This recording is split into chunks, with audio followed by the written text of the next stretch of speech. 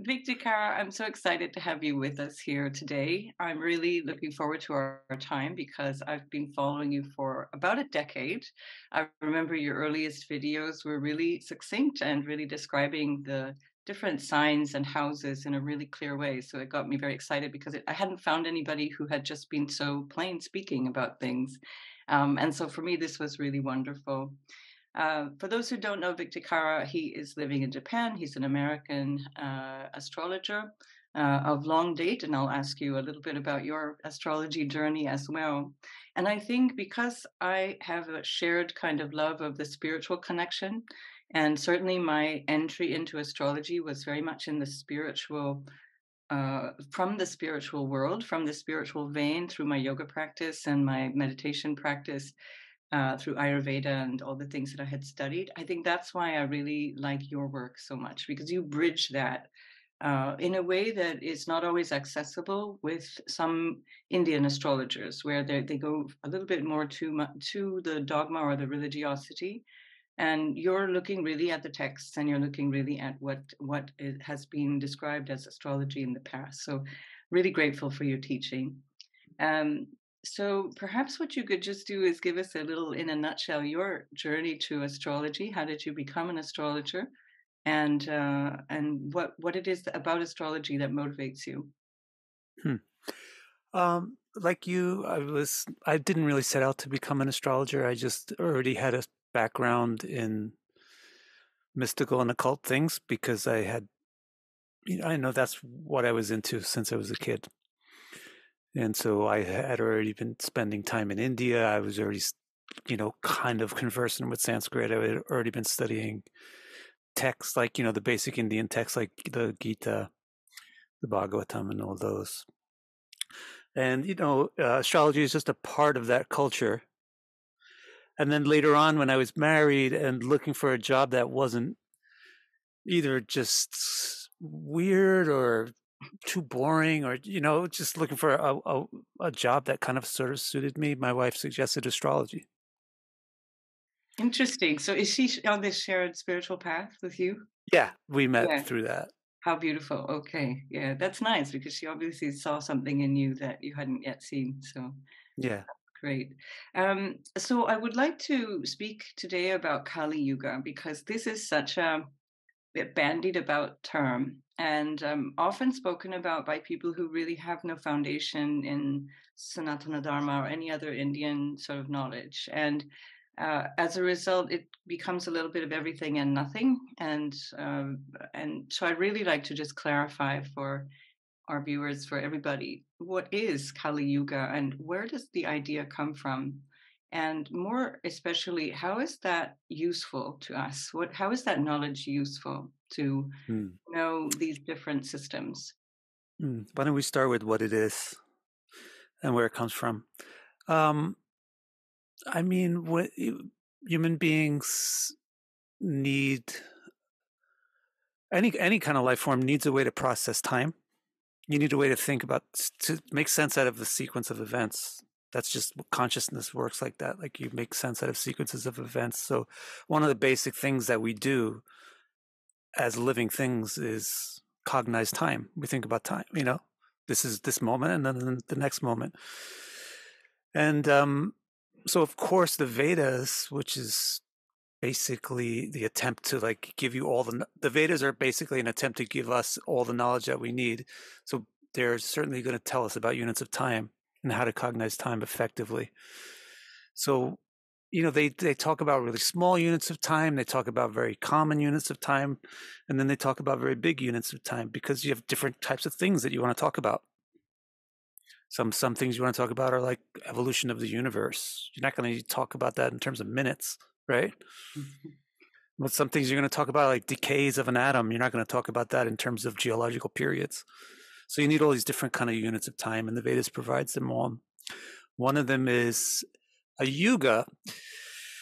The oldest Vedas, those are called the Samhitas or the Rig Veda and so forth. They have this concept of yugas, and then it's the later and what modern people consider the later texts, which are the Puranas.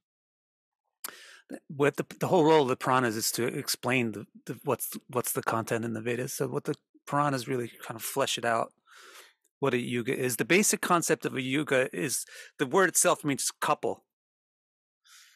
So the It basic comes concept from of a the yuga, same word as yoga, as what we yeah, understand as very yoga. close to the same word. Mm. So basically, like if you think about Saturn, it'll take 27 years, kind of, it takes more or less 27 years to make an orbit. And if you think about Jupiter, it takes about 12 years. So if you don't use any kind of yuga, if you don't have any kind of yuga, then you're stuck. Your limit of time is 27. Hmm. You can't really measure or tell how much time has passed beyond 27 because Saturn will come back to the same spot and then you're stuck.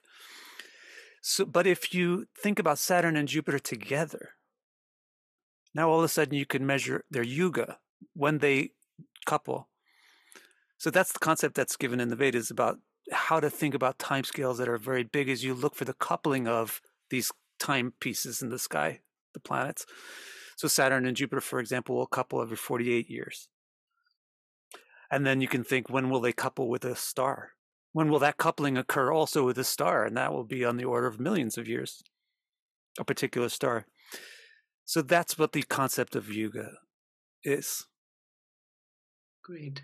And then when we come to the Kali Yuga, can you give us the context for Kali Yuga in terms of the four other yugas? And also, just very brief, I know there's a lot to say about it, but a general overview of what it actually represents. Sure. And how do we know that? Where can we find that information? Okay, sure. So yeah, yuga actually really means this like 12,000 cosmic year cycle. And a cosmic year, because I'm sure people don't know what a cosmic year is, because that's one of the big confusions, is what is a cosmic year? A cosmic year is equivalent to 360 terrestrial years. So it's this 4,320,000 year long cycle is actually a yuga. And since it's such a gigantic period of time, they give you subdivisions of it. The texts that talk about how to understand time, they give subdivisions for this gigantic unit called a yuga. And that will be whenever you hear a yuga with another word in front of it, like if you hear Kali Yuga or Dwapara Yuga or Treta Yuga or Krita Yuga, then that's one of the subdivisions of a yuga. And those words are also very kind of hysterically simple, you know? They're so simple, and the confusion that's around them is sort of hysterical when you consider how simple it is. Dwapara means two, Treta means three. Kali actually means one or least, and Krita means beginning.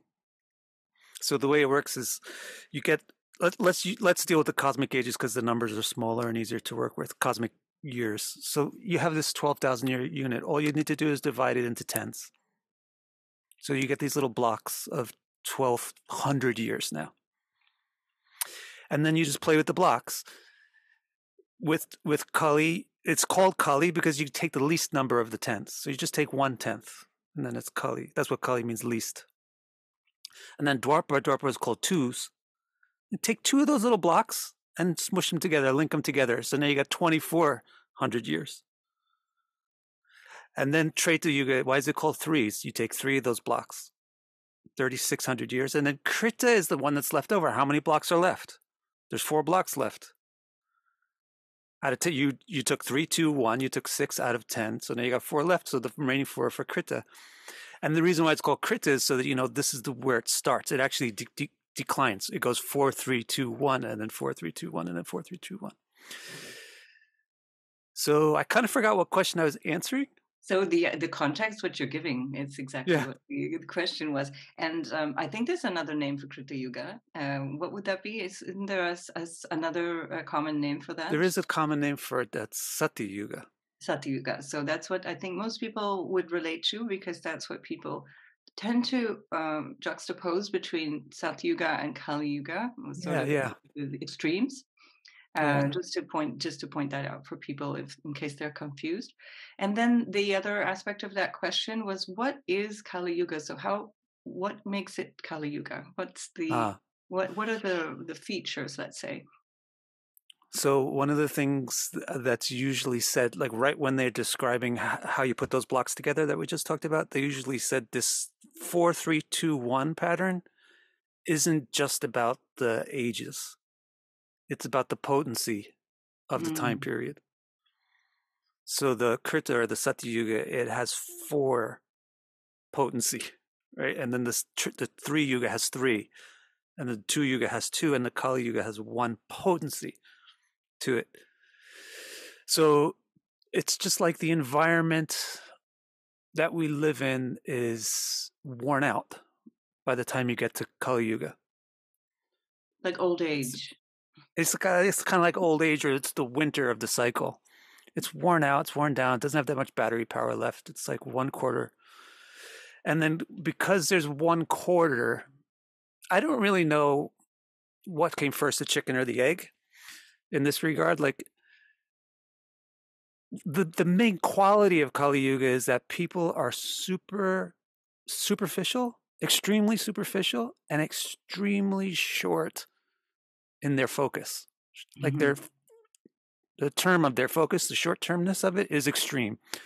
Like it would terrify somebody from Satya Yuga to see how short our attention spans is. And also how superficial we are, like how we just judge on appearance. Mhm. Because it's the same thing quickly. How quickly can you interact with something? You see it, boom.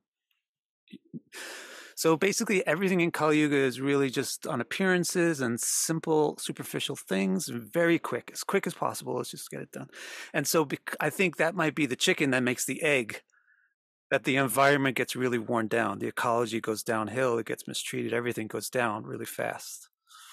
We And don't think also about our it long-term benefits, so we're not taking care of anything. So mm, basically we all decline in our lifespan, our health, our cognitive powers. It all declines over the course of Kali Yuga. mm. And that corresponds also to not really understanding our inherent connectedness, that in Satyuga, this was apparently evident that we are connected to all life. And Yeah, it seems in this current yuga, this is not understood. And so yeah, the superficiality is part of that idea of separateness, or the notion of separateness, that keeps us feeling different, feeling apart. yeah. Okay, Lack of super. patience, I think, too, may be at the root of it, And because it's yeah, hard to see. It's hard to see how we have any similarity if you look different than me. I would have mhm. to sit around and talk to you for a while to figure out how we're similar, but that takes time, and I'm not interested in doing that in Kali Yuga. I don't. I don't want to spend time.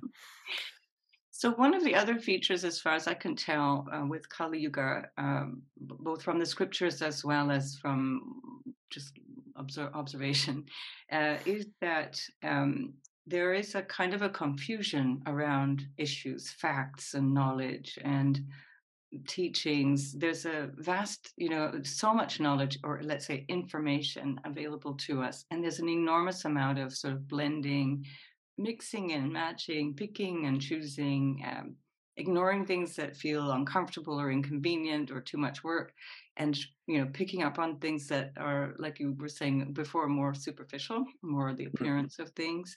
So we get this kind of performative spiritual practice, and so on. And I'd just like your thoughts on that, and how do we navigate that? It's a bit disconcerting. Yeah. Well, I was just thinking, who would be the most affected by a decline in attention span, right? A decline in patience? Who would be the most affected? Would it be the bricklayer, aka Shudra, or would it be the vendor who sells goods, aka Vaishya? Probably not. They might even benefit from it. Would it be the governor, aka Kshatriya? Maybe a bit. They can't hold people's attention very long. They can't keep their loyalty very long. But who is really affected by a decline in concentration and patience and depth of understanding? The intellectual is. The Brahmana is, aka Brahmana, the intellectual, the teachers. Mhm. So the biggest effect of the decline that occurs over the course of these 4 ages is how it affects the intellectuals.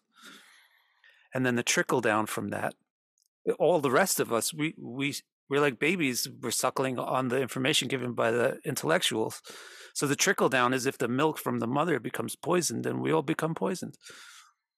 So when the Brahmanas don't have time and patience and depth and tolerance to tolerate the difficulties of studying something, then we get garbage information. We get all kinds of garbage information. So that is the major, like the first immediate effect that you feel in Kali Yuga is just like all kinds of noise in the air, just people coming up with wild ideas, no more respect for teachers because they don't deserve it. Mm-hmm. Yeah. And I think there's sort of kind of a mixing of there's an impurity around money, which is not to say money is bad, but just to say that previously I understand that there was no need for money in terms of the Brahmin class. That was not something that they engaged with. And now they very much do. And so that corrupts. It leads them to cater to the clientele as opposed to catering to the teachings. I've been, in my own experience, I've seen that a lot where whether it be through astrology or Vedanta or yoga or any of these other things, there can be a tendency to move towards commercial pressures and away from the teaching. And so the student is now a client and the teacher is a service provider, and this is no longer the right relationship. So everything is confused. For sure.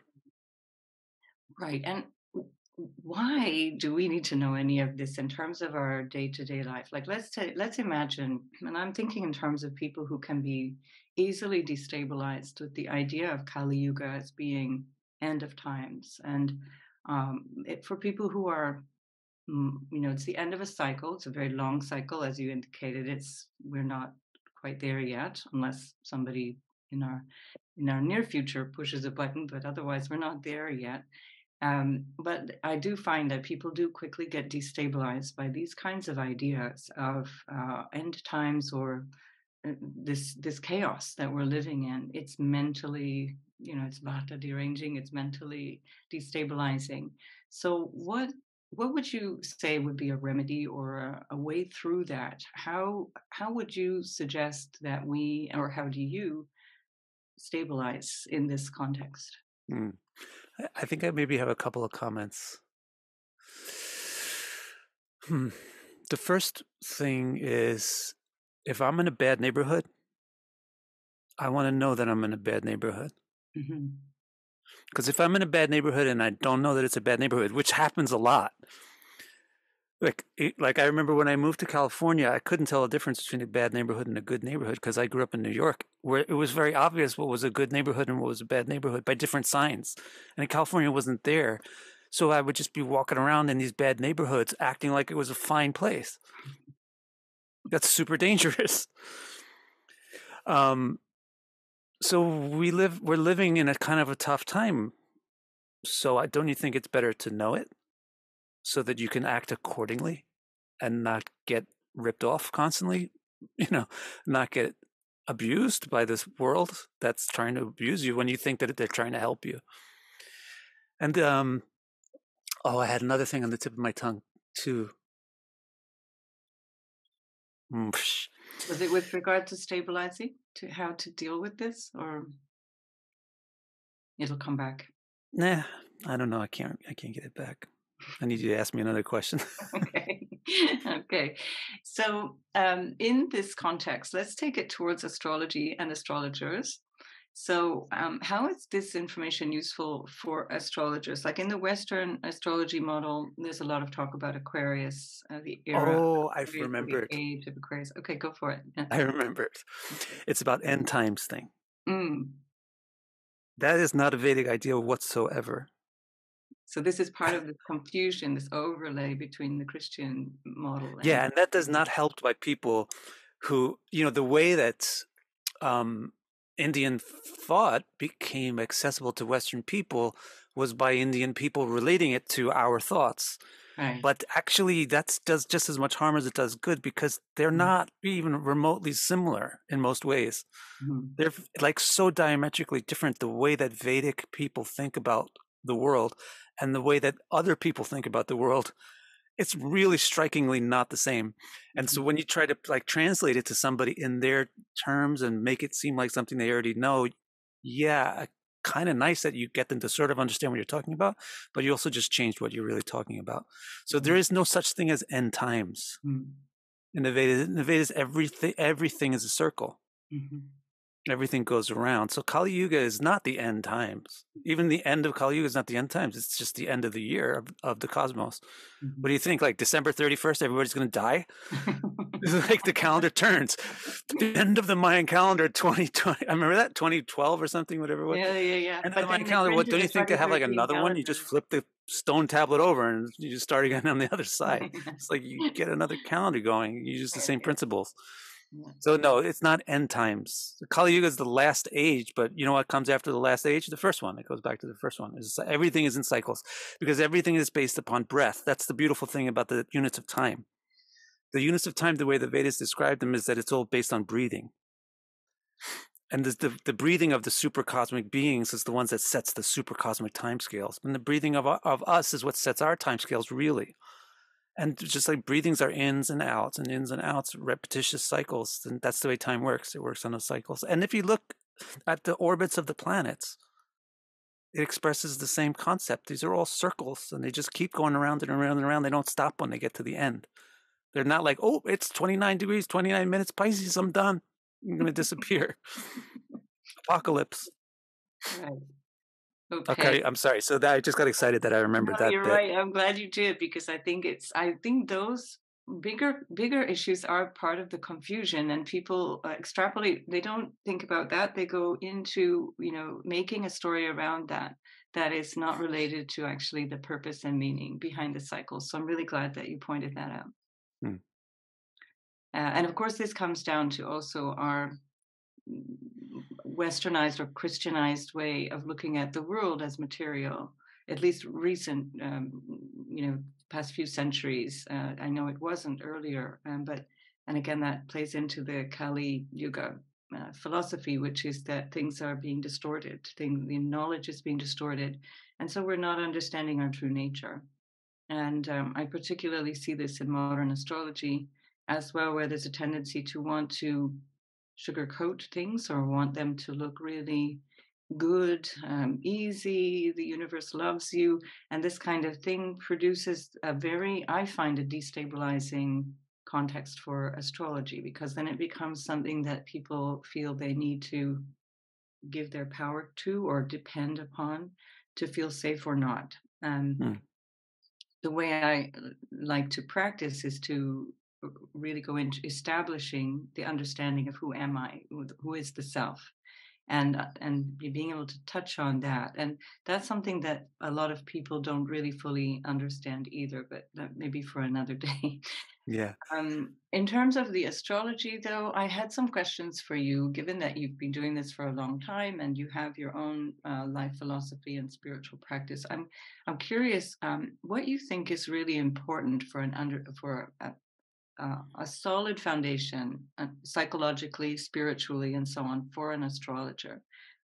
What should an astrologer, let's say, consider to prepare themselves to use astrology on behalf of somebody else in terms of the best interest of the person in front of them?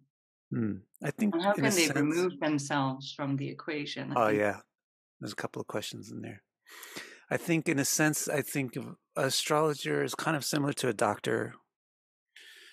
You know, a doctor has to take a Hippocratic oath. Mm. Um, I hope I said it right, Hippocratic. Hippocratic, yes, yeah. Yeah. It's the first Um, do no harm is the oath. Yeah, first do yeah. no harm. Yeah. Mhm. So I think you, if you don't, if you're not basically a good person, right, which I would define as meaning that if you don't basically value others similarly to how you value yourself, if not equally, if you're not that kind of person, then you won't be good in any role that is supposed to be beneficial to others, whether it be a doctor, a teacher, a coach of a soccer team or an astrologer. Like you just don't belong in a beneficial role if you feel very self-important and your needs come dramatically before everybody else's. So yeah, that's why I think, what is the value of like spirituality for an astrologer? Well, I mean, how are you going to help other people if you're not a good person? Like, how do you get that concept that other people are equally important as me? You don't just get that from a drinking a Coca-Cola. You get that from really thinking about reality, and you have to have heard that from some people that understood it, and you have to have been impressed by it enough to actually take it seriously, to try to perceive it, and you have to have actually have had to perceive it somewhat to be able to act on it and feel it in your bones. So how do you be a good person without being a spiritual person? And if you can't be a good person, what are you doing trying to be a doctor or a helper or something? Don't do it. I mean, go ahead and do it, but then you just contribute to all this crap of this age that's going on. Hypocrisy. One of the English terms for the age of Kali is the age of hypocrisy. It has nothing. It's not a direct translation at all. It's just one of the characteristics of this age. Is so much hypocrisy. So yeah, I think for an astrologer, the mindset is you want to help people. Of course, you want to make money too, because it's your living, right? You have to, we have to pay for bills. But if you can't, if it's a question of like, what's the priority? Like if I just wanted to make money, I wouldn't have chosen astrology. It's not that I don't want to. It's not that I don't want to make money from astrology. I do want to make money from astrology. But if money was my motivation, there was a bunch of other things I could be doing. For sure, yeah. So if money is the motivation, I don't think it's the right career for you. But it doesn't mean that you can't ask people to remunerate you appropriately for your time and energy, and that includes a lot of time that just goes into studying. Like not even the time involved in somebody's reading or something, but all the time that it takes to learn this stuff and to work it out, and the time that even of your personal life to get yourself to be a good person is a part of the value that you bring to people. So it's an extremely valuable service. It should be remunerated very highly, for sure, but that shouldn't be the motivation. The motivation should be like, I have some knowledge and people could benefit from it, so it would be great if I could share it to them without starving to death. Or without my dependents suffering because this is my, passion in life or something. And this actually, now that you point that out, strikes me as another feature of Kali Yuga, whereas everything's upside down. Like people who produce, I don't know, a TikTok video earn crazy money for doing stupid things and entertaining people for 6 or 20 seconds. And people who bring genuine transformation or healing are undervalued and underpaid or marginalized in some way. So this, I think, is also one of the features of Kali Yuga. Yeah, this is one of the features, Everything almost word for word. There's a chapter in the Bhagavad Purana that's just dedicated to describing Kali Yuga, and that's kind of like word for word. Right. They say stuff like that. Yeah, I'll point that out in the show notes so people can look for that. I also wanted to ask you what you think is the best use of astrology, the most helpful way to use astrology. I know some people get a little bit anxious and start to use it almost daily, where they're clocking like their daily transits and how is today going to be and so on. And this, I find, not a healthy way of exploring astrology. What are your thoughts? Yeah, I find often people get alarmed with how infrequently I use astrology for myself. They're like, don't you know where your transit is right now? Or like, don't you? No, I don't. Like, no, I don't. It's not like high on my list of things that I need to know, but I don't look down on somebody for whom that's helpful. So that's kind of like my answer to what's the best use of astrology. I think, well, that's kind of like asking what's the best use of music or what's the best use of medicine. It depends on what you need it for. Okay. Yeah. Yeah. Like sometimes I need music to like make me confident. Sometimes I need music to make me calm. Sometimes I need music to make me forget something. Sometimes I need music to make me remember something. So it depends on what you need it for. Sometimes I need medicine for COVID. Sometimes I need medicine for something else. Okay. So there's nothing wrong with like person X has person X's needs, and they need astrology for that. It's not any better or worse than person Y who has person Y's needs. Even if person Y is talking about Shiva and Parvati and Puranas, and person X is talking about sex. Okay, It yeah. really doesn't make any difference to Yeah. me. It's And it equally also good. might change day by day too. So Yeah. yeah. So I just think whatever you need to use it for, use it for. The question of like, the over dependency on astrology, it also just comes down to misunderstanding. Like, I think you have to remember the concept of Kali Yuga, which is that we don't have enough patience. Mhm. We haven't understood stuff deeply enough. So I think if people took the time to like learn astrology before getting astrology done to them, they would benefit 1,000 times more from it. So even and before even I always find this is like constant. People are jumping into how do I do this in the Navamsha with this transit on this dasha? What about Ashtak Varga? All these complicated things. But if I say what does Jupiter represent, they give me a bunch of garbage. They have no idea what Jupiter represents. You know, they have no idea about the basic. Why are there 12 signs? The sailors looked up at the stars. Like, you don't know this super basic stuff, but you talking about Atman, all these crazy Sanskrit words and things. So like, take your time, especially just to learn the basics, and even before the basics. Like, what is this whole concept of destiny? Mhm. And That's really so important. If you're going to be dealing with astrology, I hope you understand what destiny is all about, because astrology works on that concept. so here's a very important question that I think needs answering. Can you give us Yeah, a pointer there? sure. I think the over dependency on astrology comes from the misunderstanding of what destiny is. Okay.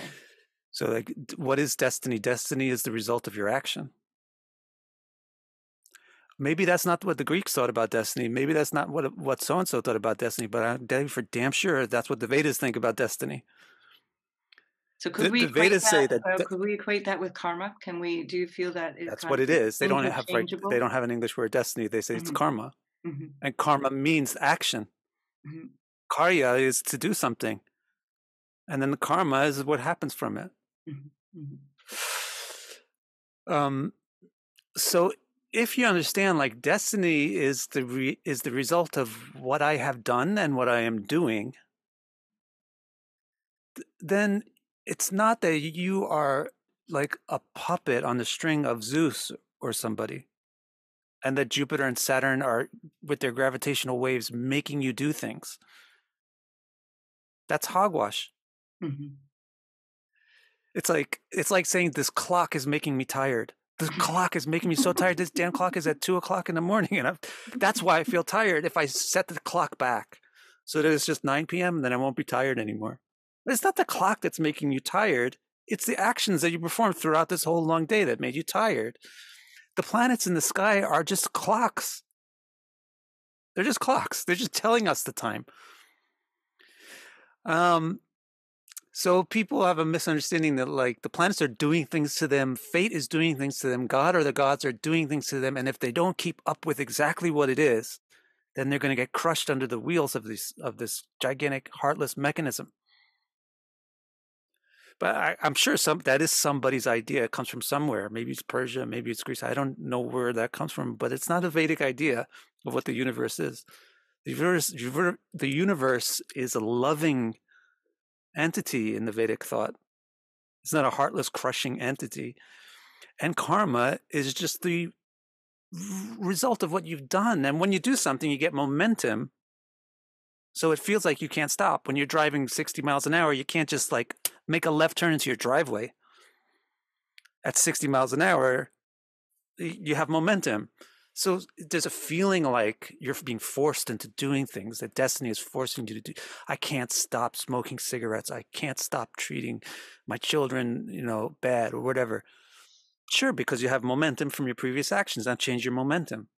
Mhm. Let's use astrology to talk about what that momentum is and identify exactly what it is as a third party, as an objective view. What is really wrong with you, and what is really right with you? And what is the momentum that's at work, and what do you need to slow down on, and what do you need to speed up on to get moving in the direction that you want to be moving in? That's really the way we should be using it. Fantastic. And I just want to come back to something you were pointing out about the universe. And just so we all understand, in my understanding of the Vedas, for example, there is no separation. And so when we speak, we have to use language to describe these things. And by definition, that becomes dualistic. And so when we talk about the universe or the planets and so on, there's nothing outside of us that's not part of us. It's that we are integrated with all of that. And therefore, our actions are, we are all connected to this universe. We can't detach ourselves from it and feel that we're somehow victims of it. It's a participation in this energetic thing that is the universe. So I just wanted to point that out, because I think that's part of the challenge in modern astrology, is that there's a lot of dualistic thinking naturally, because that's how we're educated. But that's what causes a lot of this anxiety and tendency to believe that something's happening to you rather than through you. And so we're almost out of time, and I just wanted to know if you have anything that you would like to share about, any last things that you think would be helpful for people to understand about these Now, concepts. there's so many things, so I can't really like pick something. That we just had a really lovely conversation. That's Yeah, great. we I could just go thought of, on and on. Yeah. yeah, of course, you can keep going. The dualism thing is interesting with how we think of there's a God and there's an anti-God. We think like there's a God and there's a Satan. So naturally we think that there's some power out there that hates us and wants to do something bad to us. But just remember, that idea didn't come, I don't even know where that idea came from. But to be honest and truthful, I don't do that much studying of Western traditions. But in the little that I have studied, I haven't really pinpointed even where that idea comes from.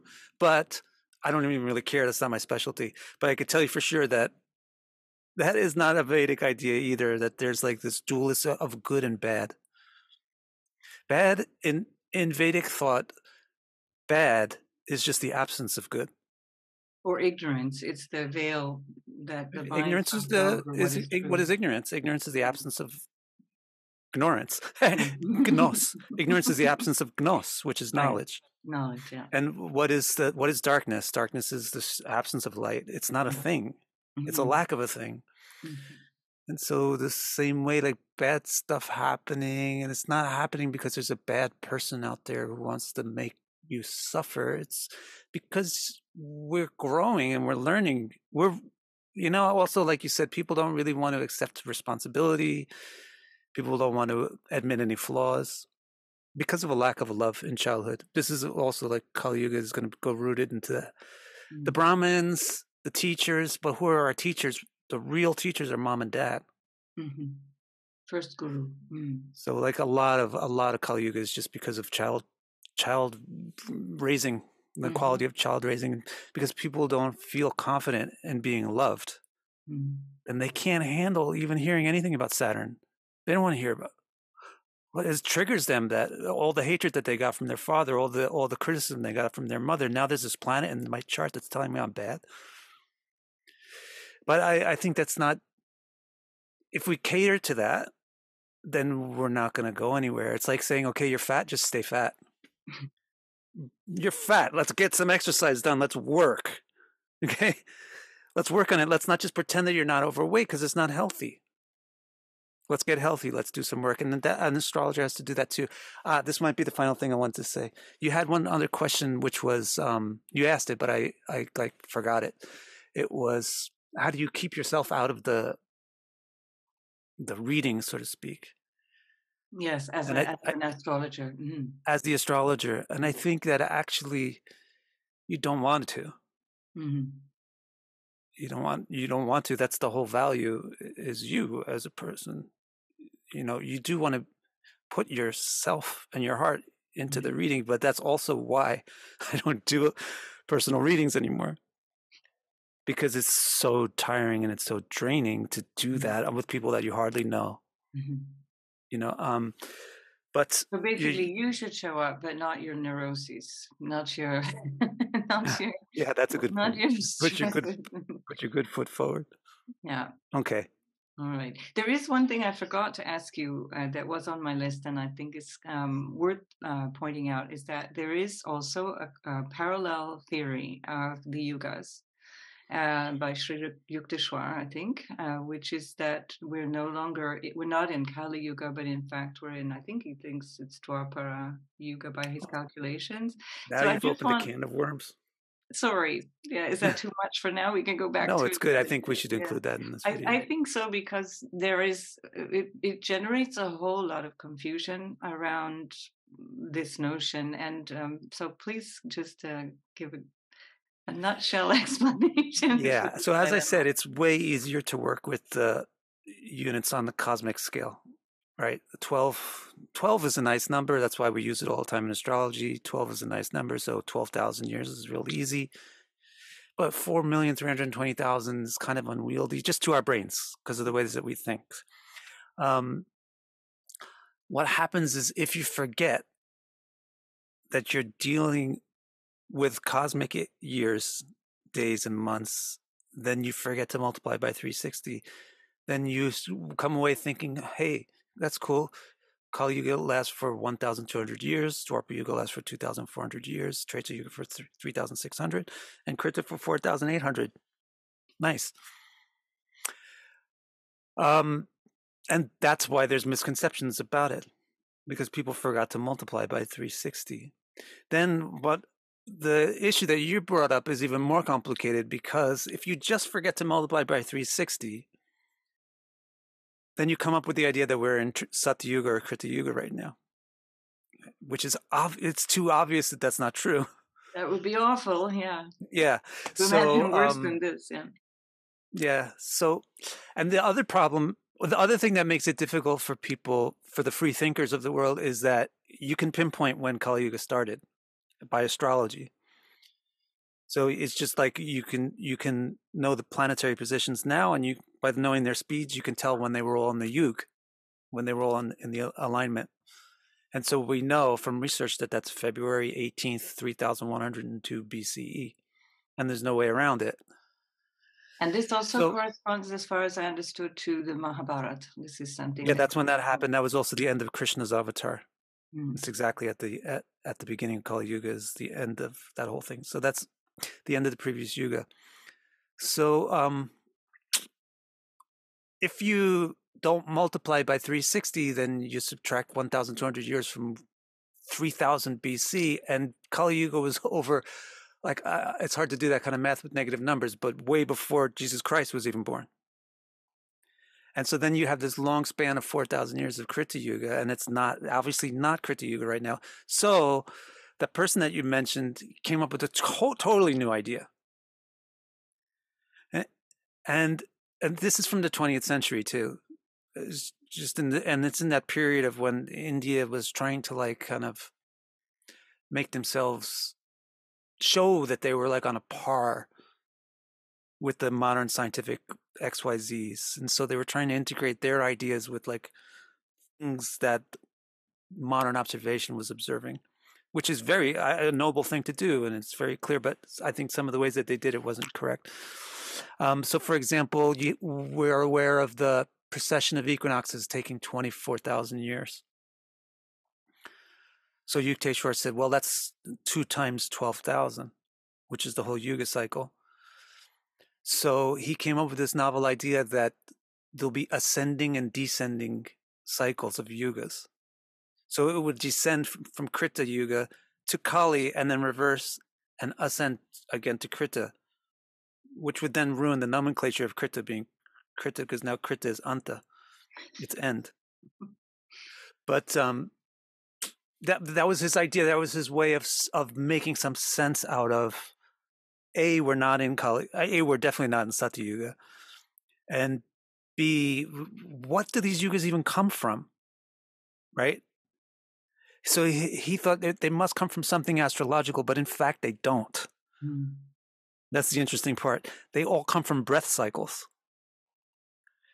And it's Brahma's breath cycle which creates the cosmic day. His breath cycle, like we have 360 breaths in something called a beat. He has there's 360 cosmic days in a cosmic year, etc. It's all because of the way Brahma breathes. Who's Brahma? Brahma's basically the god of the universe that's making it and sustaining it and then letting it fall apart and then building it back up. So yugas, those gigantic cycles, if you think carefully about it, they exist beyond the borders of solar systems. Earth goes in and out of existence on those huge timescales. So how are those yugas going to be measured by any kind of astrological phenomenon? They're not, but people like Yukteswar were saying maybe they are. So if we just divided them all by 360, and then we set up this new thing with the precession of equinoxes, then we get this cool idea that we're in the ascending Dwapara Yuga right now, which means things are getting better. People like to hear that. And which means it's not so bad right now, which is also nice to hear. And it caters to Kali Yuga because people want to hear that there's no problems, there's no work that we have to do. Everything is going to be okay if you just leave it alone. And we're all, I'm okay, you're okay, and everything's okay. So ironically, the theory that places us in Dwapara Yuga actually sort of proves that we're not in Dwapara Yuga, we're in Kali Yuga because people accept it so happily. It's true. It's almost a perfect example of the flaws around Kali Yuga thinking, and it's the irony just is layers upon layers upon layers. So wonderful. And nobody questions it. Nobody questions it because people don't have patience. Nobody questions, where'd you get this idea from? They just think this guy's cool. I like this guy. Yeah, and it also complicates the story because of the pseudo or kind of religiosity behind the guru worship or the thinking. Yeah, there's that, and then there's also the co-op thing, the appropriation of a Vedic idea. Mm-hmm. He just appropriated this idea of the yugas and just totally redefined it. But that's okay because he has a cool beard, or he does yoga, or he can meditate. With all respects, but that's cool. I can't do the things that he did, but he appropriated the Vedic idea and just redefined it himself, and just people think it's fine. Somewhere along and people get upset. Who is Vic DiCara? What is he doing? But who's Vic DiCara is meaningless. It's not about Vic DiCara. I'm just saying this is Surya Siddhanta. The Surya Siddhanta defines the yugas this way. The Bhagavad Purana, all the Puranas define it this way. So it's not about me. Exactly. It's verifiable in the texts. So I, at some point along the line, I cannot remember how or why I heard this, but I picked up the understanding that the actual text that we have, the written Vedas and all of the Puranas that go with that, and the Upanishads and everything that explains all of these concepts to us, was indeed written down because we're in Kali Yuga, because of the awareness that we forget and the awareness that we confuse facts and confuse all these meanings and ideas. And is that your understanding as well? Yeah. That previously this was an oral tradition and people were capable of holding that information, and we're no longer capable. That's right. And it wasn't even organized as the same way it is now. It was much more amorphous. But there's the very revered personality in Vedic culture is Vyas. Mm-hmm. And Vyas is the person who did all that work at the end of Dwapara Yuga. He did all that work. He collated all of the texts and put it in writing and made it available. Incredible amount of work. He edited the whole thing so that it had much simpler structure, and he got rid of parts that weren't necessary. Mm-hmm. And then he had it written, and then he gave it to teachers. Like he taught it to certain teachers and then had them teach people and then, write their explanations of it so that it wouldn't just be sedentary. Mm-hmm. Mm-hmm. Like it wasn't just like appropriate to that time. It would, grow. Mm-hmm. And that's how you have Upanishads. Upanishads are basically students asking questions to the teachers, explaining the things that Vyas wrote. Nice. And then at a certain point in time, he comes back into action. He springs back into action and he says, like after he let the teachers deal with it for generations, because he's thought of as a superhuman person. So he has this fantastic lifespan. So after these other teachers had dealt with it for generations, he comes back on the scene and he says, I like what you did, but it's also just too spread out now. Mm. So I'm going to personally do some work now to string it all together. So he made a sutra and he pulled everything together in Vedanta Sutra. And then he worked on that a little bit more. and he turned it into Mahabharata. And then he worked on that a little bit more, and he revised one of the Puranas, the Bhagavad Purana. Fantastic. And so that brings us full circle, because the Bhagavad Purana is where we find out about Kali Yuga and all of the yugas. Yeah. So I want to thank you for your time. This has been really a great pleasure for me. And I want to also let people know where they can find you in your various incarnations. So just tell us how we can find you before It's just, we. if you know my name, you can probably find me, because you can always Google my name, or you can just use my name with a .com after it. Ironically, devices.com. Excellent. So vicdicara.com, and you're on YouTube as Vic DiCara. Yeah. Excellent. And I'll post those links as well. And then this is a book that I can really recommend. I hope we can see that. Vic's book, Radically Deep Fundamentals of Astrology, and another one which I really love, which is, sorry about the blurring, the Nakshatras book. I'll put a photo image of that in there. Highly recommended, really concise, very clear, no confusion. It's a no Thank BS you. zone, which I appreciate really, really highly. So I hope one day we can chat again, and we'll see if you've got the time to come back and we can explore some of these deeper questions. I really enjoy that. Let's do that. So thanks a lot, Thank you so Vic. much.